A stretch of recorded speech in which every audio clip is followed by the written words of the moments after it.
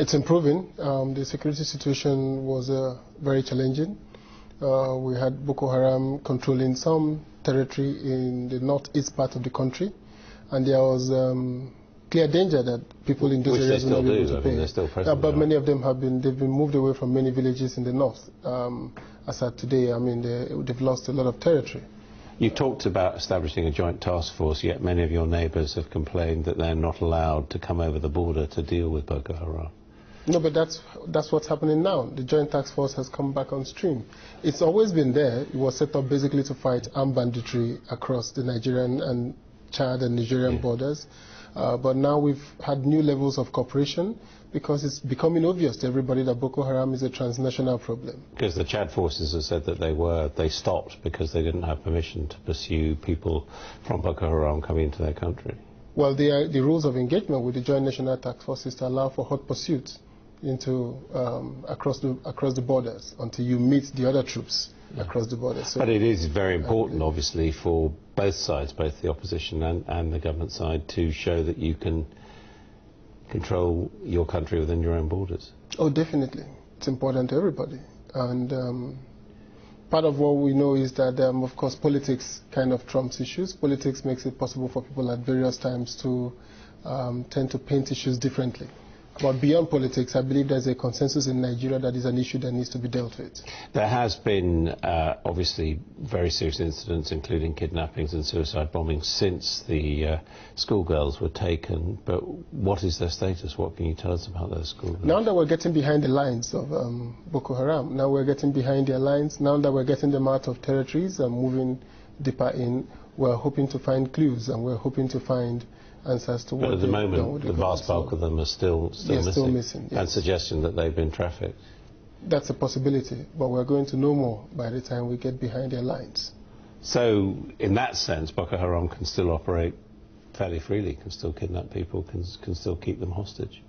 Well, because they're a terror organization, because they are suicide operations, they likely will have sleeper cells, they will likely will have soft target attacks.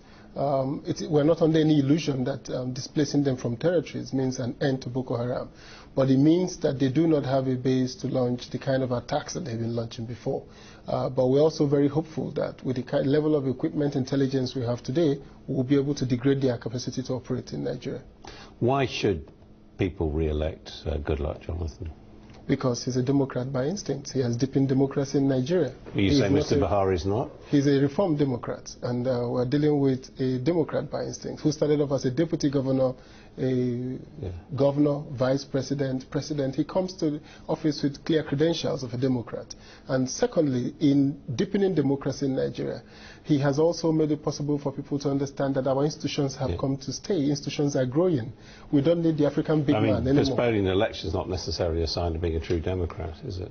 No, the postponement of the election has nothing to do with, it doesn't interfere with the integrity of the election. It doesn't interfere with democracy.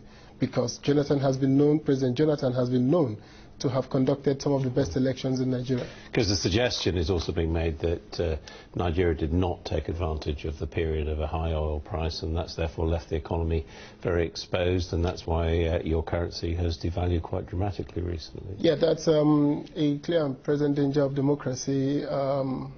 It's difficult in a democratic government at the times of high commodity prices to make fundamental changes. The tendency for people to say, this is our country, this is our natural resource. But with the fall in oil prices, I believe the president has a great opportunity, if re-elected, to diversify the Nigerian economy more, to handle more the issues of... yeah, but the question is why he hasn't done that while he has been in power when there's been a high oil price. Yeah, but he tried it. He started with the removal of the subsidy. In 2011, which was in 2012, which was a major issue, and which still plagues Nigeria till date. You say he's got good democratic credentials, so that means if he were to be defeated in this election, he would accept that result? Oh yes, my point is that this election he has no incentive. Either way, he's a winner. If he wins the election, he's the president for the second term. If he loses the election and hands over peacefully, he's an African statesman. He's a true Democrat. The world will need him to mediate in African countries. So this election, in all ramification, is a success story for him either way. And I think he has every incentive to make sure he conducts a free and fair election. Mr. Stoker, thank you very much indeed. Thank you.